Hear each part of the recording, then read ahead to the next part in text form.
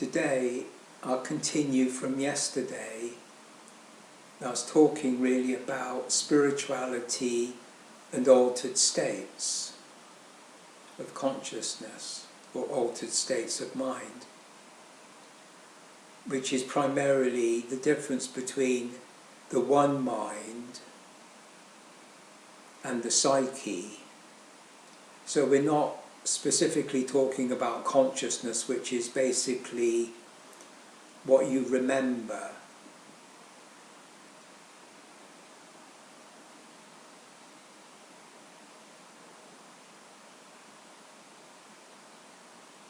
I was talking about from the age of 23 through my life I've experienced what's called in Tibetan Buddhism the void. And in my first awakening of the self, as it were, into nirvana, into the one mind, I went through a dramatic, quite dangerous episode, as it were, for a number of weeks, that in a sense I wouldn't really say, although it involved the psyche as we know it in terms of certain psychological states like psychosis, for example, I would say that they're like the symptoms in your psyche body of a much deeper state, which I think is related to the spiritual dimension. So I think that in the text it's more or less associating the void with something that is quite other than altered states of mind in consciousness, such as dreams and visions and entities, that kind of thing in the psyche. So I think that how I would describe the void is that when the conscious ego, the conscious identity of myself, for example, I was a student and then I left university and I was just an ordinary person and I was writing poetry and doing art. So, you know, I had a sense of my background, my history from childhood. I had a very definite identity that was recognizable to other people, so I could function in the world and society. So basically all I knew was, like anybody else, that I had an identity, and that more or less you refer to that as yourself. Now when you touch this level of the void, or the void comes into your life spontaneously, whatever awakens that level inside you, or I wouldn't even say inside you, because when we say inside we mean the psyche, soul, or dreams or visions. I would say this is quite other than that, so I wouldn't give it a specific place in regard to the body and the psyche. And when you become aware of that, I think it does affect your body and your psyche, emotionally, psychologically, and what might be symptoms of this void. The void itself is you might say a highly negative state. So if you think of the void as a threshold of negation on the threshold of the spiritual dimension, so you know the void would be a threshold of negation, and what's being negated is the conscious identity. So if you think of consciousness with its ego identity at the center, So the ego identity, oneself as it were, is being negated. And as you experience that, you are insecure, you're afraid of losing your identity. What's going to happen if this area comes more into your body and your psyche? What will happen to you? And there is this, I would say there's a confrontation, direct confrontation, almost face to face with this void. And I was also saying that this shift of consciousness, as it were, also altered the way I experienced the world around me. So you could say the threshold has a numinous quality. And I would give an example of, say for instance, you're in the evening, it's quiet, and you're listening to music, and you're really paying attention to the music, and you're familiar with the music, you hear it on the radio or you go to a concert or something, but you're just sitting quiet and you're paying attention and feel sensitive to the music.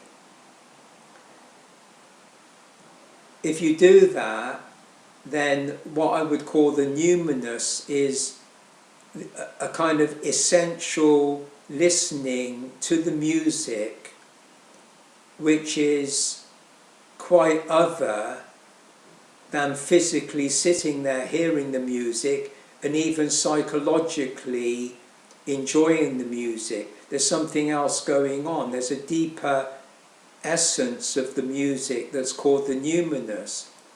And the numinous is related to what they call the divine presence. And it's also referred to as the holy other, which is WHOLLY,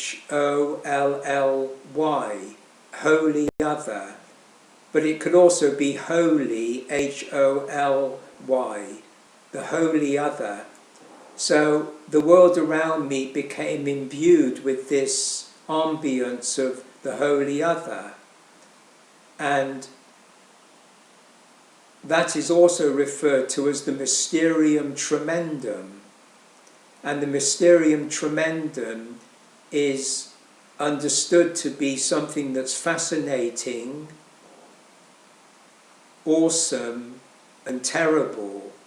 So there's a kind of admixture of positive and negative and neutral, you could say. And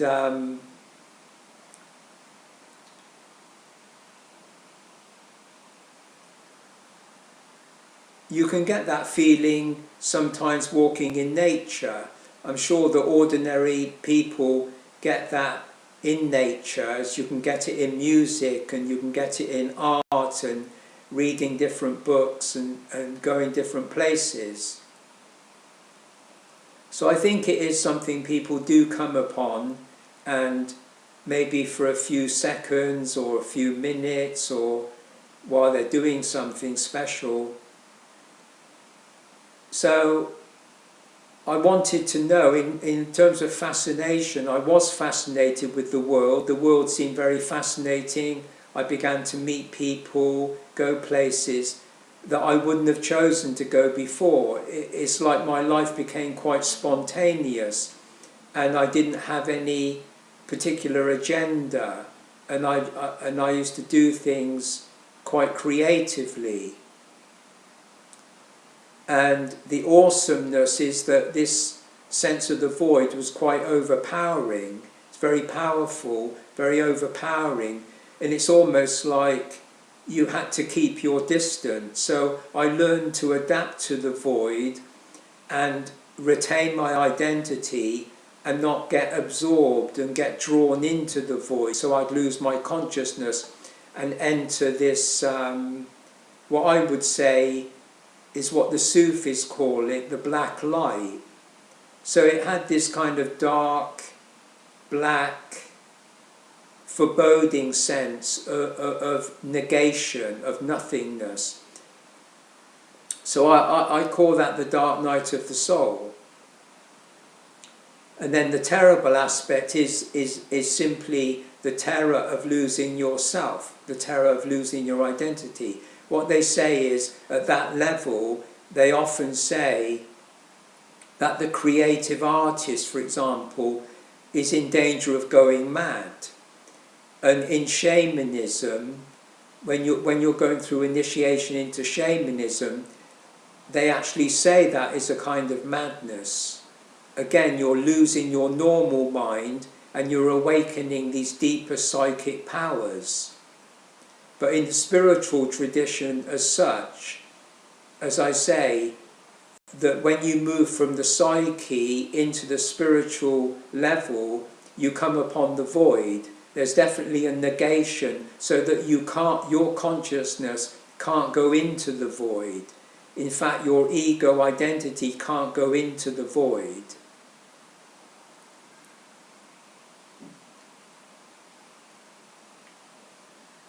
And that happened again in India, in the Himalayas, and in both cases I came out of the void in a very liberated state, a very enlightened state, and what I call becoming self-aware, so that in a sense the ego consciousness in a sense you realize in your ego consciousness that you're up against something very, you're up against a form of negation.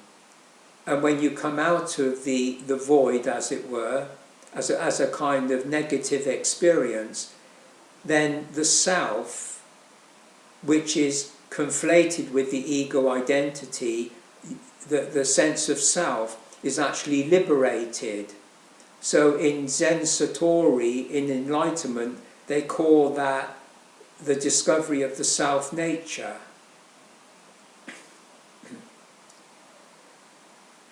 So I became self-aware, I felt tremendous freedom, I felt a profound sense of silence, and it's what they call the clear light of the one mind. So in effect, you're in your diamond body, you're in your body of wisdom.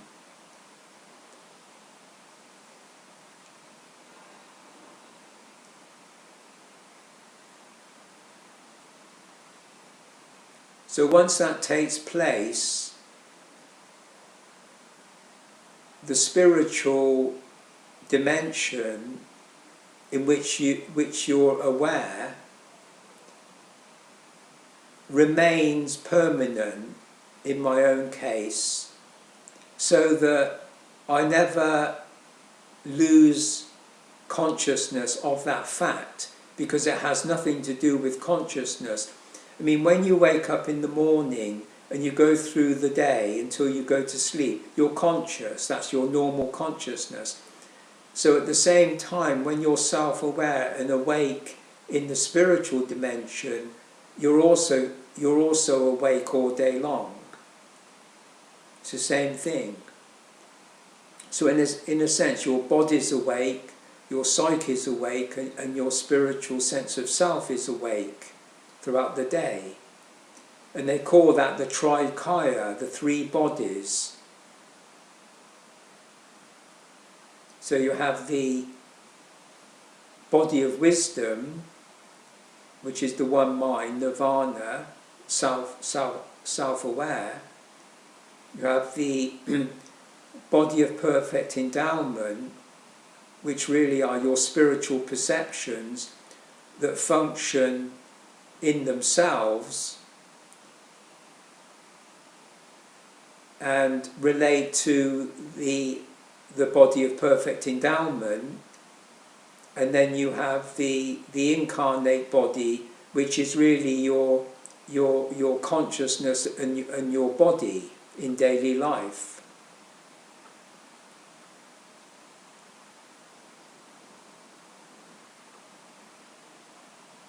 I mean, Krishnamurti and David Bohm, in their dialogues, The Ending of Time,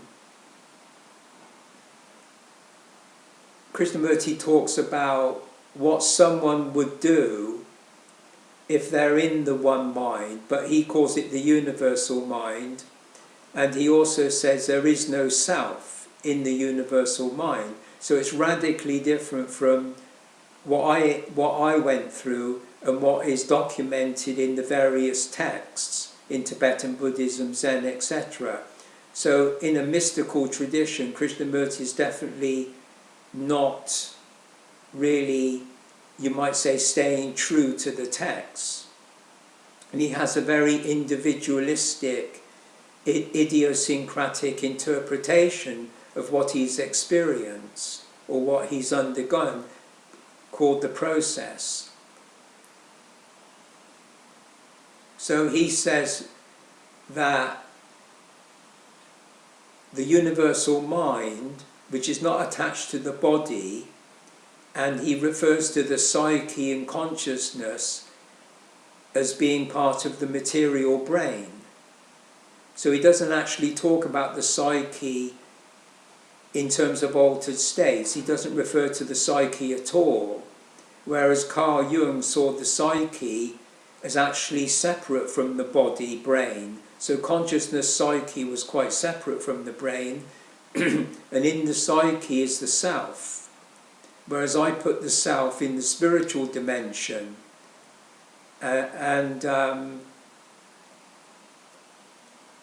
so Krishnamurti is saying that from the universal mind, when he began to communicate in his talks over about 30 years, 40 years, he felt that he was able to communicate something of the nature of the universal mind, what he would call truth. So he's saying that truth works through intelligence and brings about some effect in the brain of the person that will listen to what he's saying. My idea is that the one mind cannot be communicated. So I wouldn't try to communicate my self-awareness, my sense of the one mind. I wouldn't try to communicate that to anybody.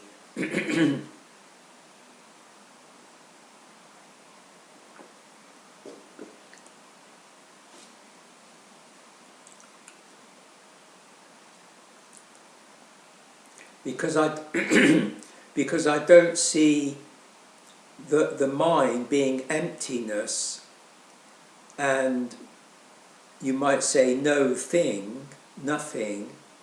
Therefore there's no context, there's no category, there are no conditions, there's no movement. It's pure stillness and pure silence. So when I'm sitting here with self-awareness, in myself I'm alone with that, and I can't share it with anybody. I'm simply alone with that. And if I did talk to other people about spirituality, I would just talk as I'm talking now on the video.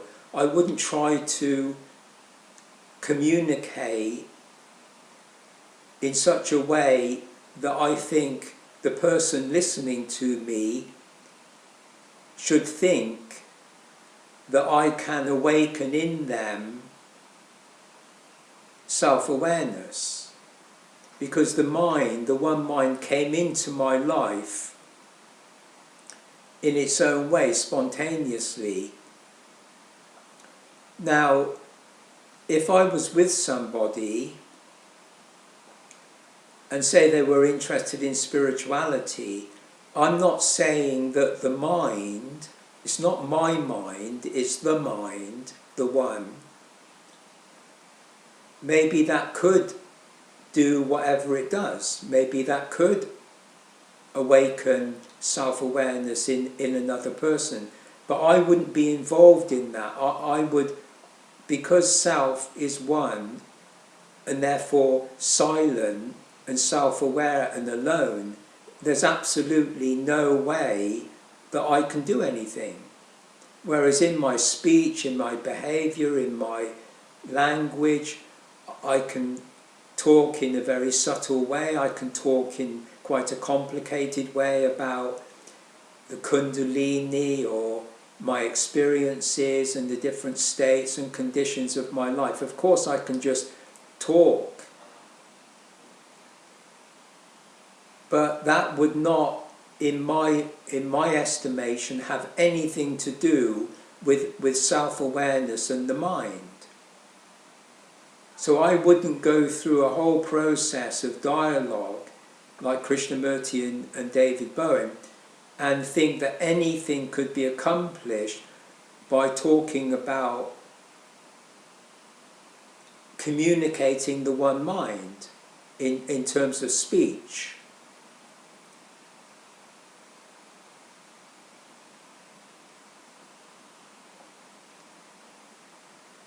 Also, I'm not interested in the idea of transforming other people's brain or consciousness. I think that's not particularly of interest in spirituality. So I wouldn't talk about the brain because I don't like the idea at all of any form of investigation into the brain by scientists, by parapsychologists, by people that have their brain waves measured in meditation. I don't believe in anything like that. I don't believe in any form of investigation by scientists, by parapsychologists into the psyche and into the body. So my sense of spirituality and my sense of studying the sacred text, studying the wisdom tradition, being interested in your experiences, being interested in your visions, dreams, synchronicities, I think you should do that and enjoy the investigation. But I don't think, I mean, I wouldn't support any of those people that are doing research in that kind of parapsychological way. And not only am I suspicious, but I think it's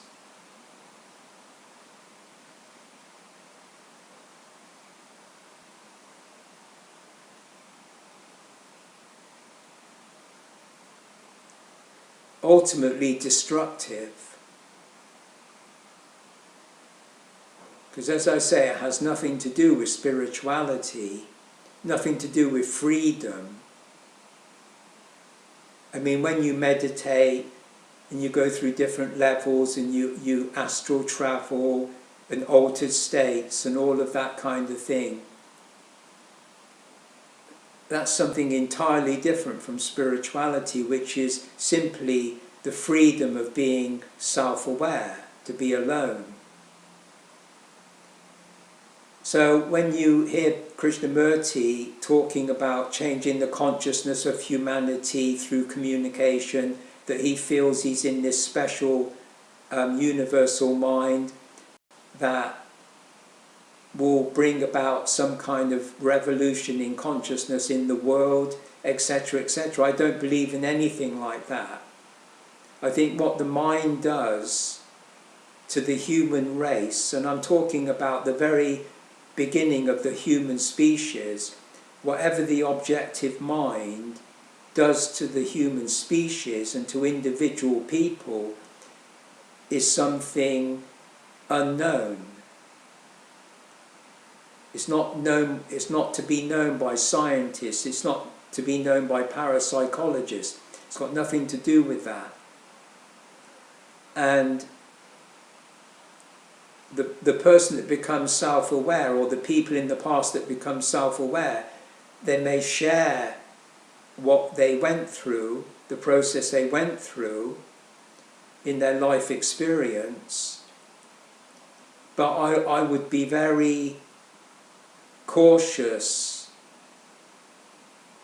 when when it's said that the person that's self-aware is somehow capable of affecting the consciousness of the world or the consciousness of any other person. But if you say that through psychic states or psychic abilities and psychic capacities you can change other people, yes, you certainly can affect other people on that level. But I would see that as very destructive, that you would want to practice telepathy or clairvoyance and that kind of thing. I would see ultimately that as being destructive. Not to say that if it happens spontaneously, as it happened to me, and also that I inherited psychic ability from my grandmother, all of that is basically irrelevant in my life. But I've noted that throughout my life I have had those kind of psychic abilities, and I did actually study them as well.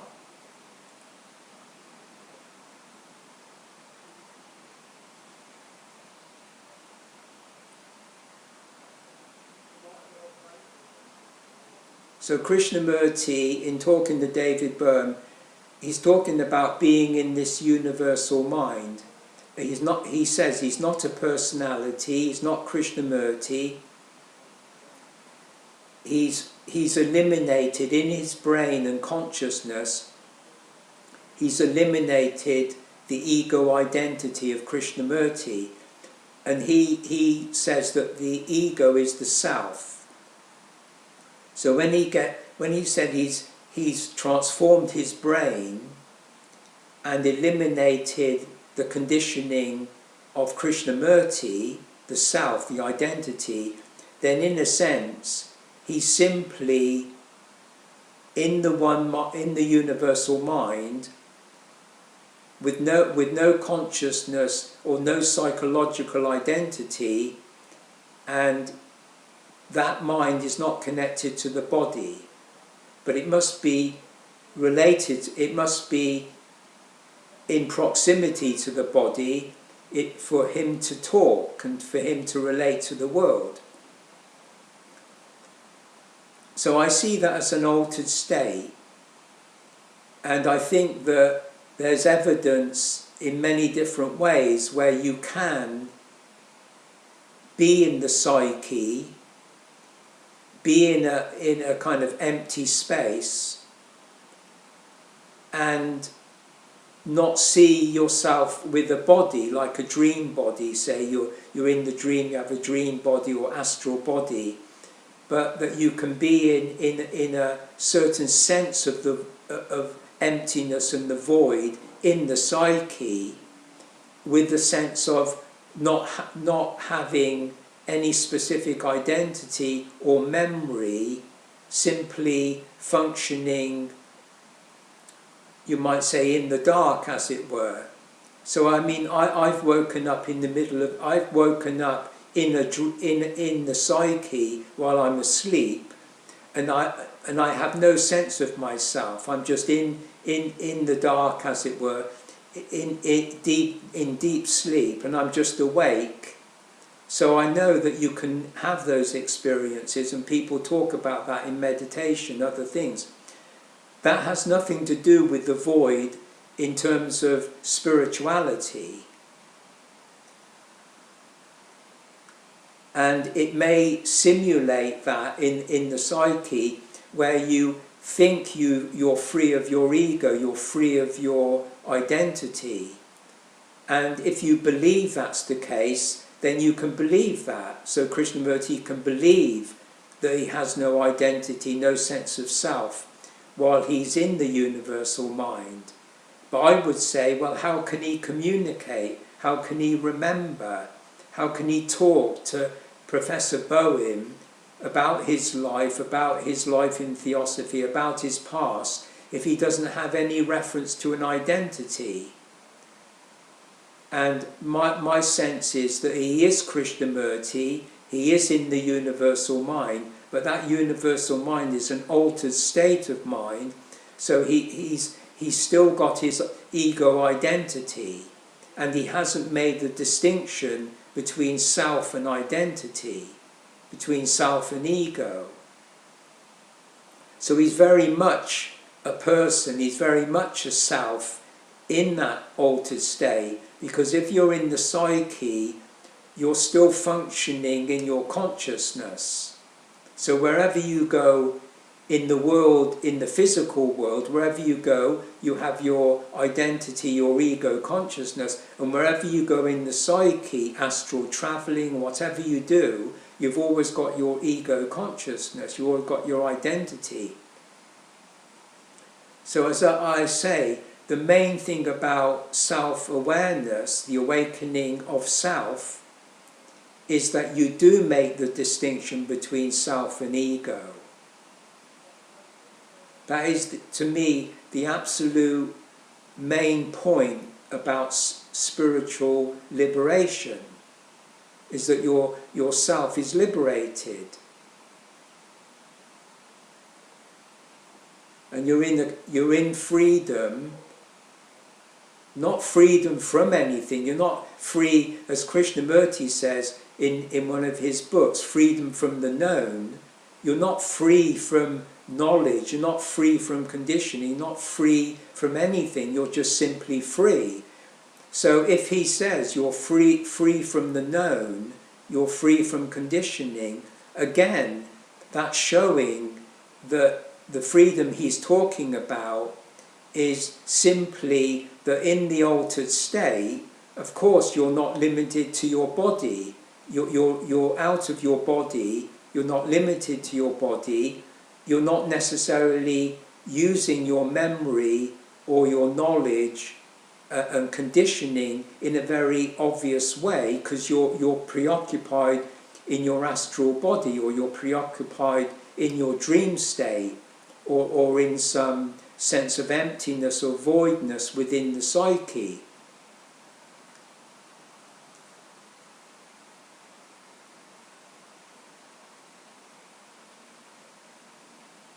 I mean, in the Krishnamurti schools, Krishnamurti often talks to the students, or he did. He died in 1986. But there's schools in India, England and California. And he because of his communication, which remains fairly consistent over years and years and years. So if you go to any talk, you hear any dialogue, Krishnamurti has a kind of technique, a method of analysis, and he talks in a very formulaic way, in a very idiosyncratic but formulaic way. So as I say, he sees the problem in the world, in each individual, and in the world or history, the problem is conditioning, and the conditioning of the ego consciousness, which he says is self-destructive and self-deceptive. So you've got to eliminate your personality, your identity, your ego, yourself, because that conditioned brain, that conditioned consciousness is actually destructive. And if you can transform the brain, then it behaves differently. So he's talking to students, these are young people between the ages, say, of 12 and 18. So his doctrine, or you might say indoctrination, because it is a school and it's all centered on him, so it's a kind of cult. His indoctrination, as it were, is based on the elimination of self.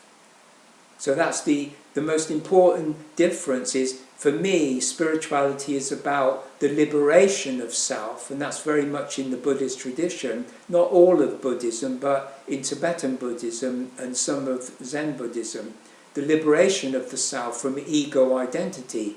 But when you have the liberation of the self from the ego identity, in my own case, my identity is left intact. My consciousness, my behavior, my history, my background, my conditioning is all the same. So basically my character from childhood to now is exactly the same. I grew up in a family and I was relatively well behaved. I've never got into any trouble with other people or anything like that. Basically, my life's been in order. I've done poetry and art. I've travelled a lot, met lots of people, etc. And studied mythology and religion, and so forth and so on. So nothing's changed in my consciousness. The same consciousness, the same conditioning, the same behavior, the same personality, the same identity, or the varying identities of poet, artist, friend, that kind of thing. Whereas Krishnamurti is saying to these students who are part of a family, they have an identity, they're students, they have the identity of doing art, they have their behavior, their character that they've inherited, their psychic nature, if they've got a psychic nature they've inherited. And Krishnamurti is saying to these young people, basically, in essence, that the way to be spiritual, or the way to be like him in this universal mind, to awaken this universal mind, is actually to eliminate self, to eliminate. So he's saying to these young people, you have to basically eliminate your identity, eliminate your personality, which means eliminate your dependence on your parents, your attachment to your parents, any form of identity, any form of personality, any form of character like that. And I think that is not just a form of brainwashing, it's not only soul destroying, and I mean soul destroying in the sense of the soul means psyche, the psyche means personality. It is absolutely soul destroying. So that those people, those young people, begin to have an identity crisis inside themselves. They would be pushed into a psychotic state of an identity crisis. And therefore, their functioning in the family, their functioning in society, I believe will become damaged. I mean, literally damaged. So in essence, I would say that Krishnamurti's teaching is not only diabolical, but actually demonic.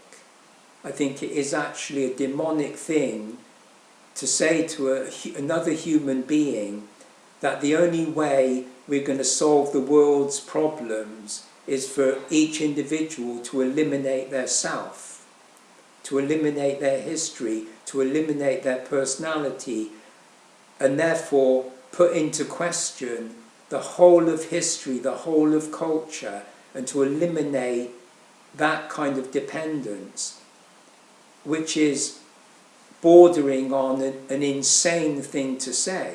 I mean, it's almost an insane thing to actually say.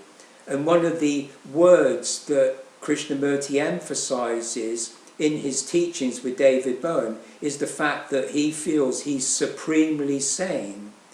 Krishnamurti says he's supremely sane, supremely intelligent. So he's seeing it as intelligent to say to another human being, you have to eliminate yourself, which is a false sense of the void, because in the void it's simply, you have to see the difference between the negation of your ego. In other words, to enter the spiritual dimension, you have to become self-aware, therefore you know for sure that self is not ego identity. But in my own case, as I say, my ego identity, my normal identity with my friends and the world, nothing could change whatsoever. I've never tried to change myself. I've never tried to conform to any system, any cult. I've never practiced anything. And all of my life, from childhood, I've been basically creative, spontaneous, and my art and poetry and spiritual life has all happened naturally, perfectly naturally. You don't have to think about the one mind or universal mind. You don't have to think about God or Christ. If that phenomenon called spirituality comes into your life, then you can either embrace it or make it into a problem. Maybe the void will, you'll find that you can't adapt to it, that you can't live with that level in yourself, and you want to close it off, and maybe you need to close it off because maybe you can't adapt to it, maybe it doesn't suit you. It's the same way, if you know that certain people can do very dangerous things like climb Mount Everest or go to the Antarctic, but it only suits a few people. Not many people can do that. But that's not a problem because you can't go to the Antarctic, or it's not a problem if you can't deal with deep level trauma, deep level experiences of the void. There's nothing wrong with that. If you don't want to do that, then don't do it.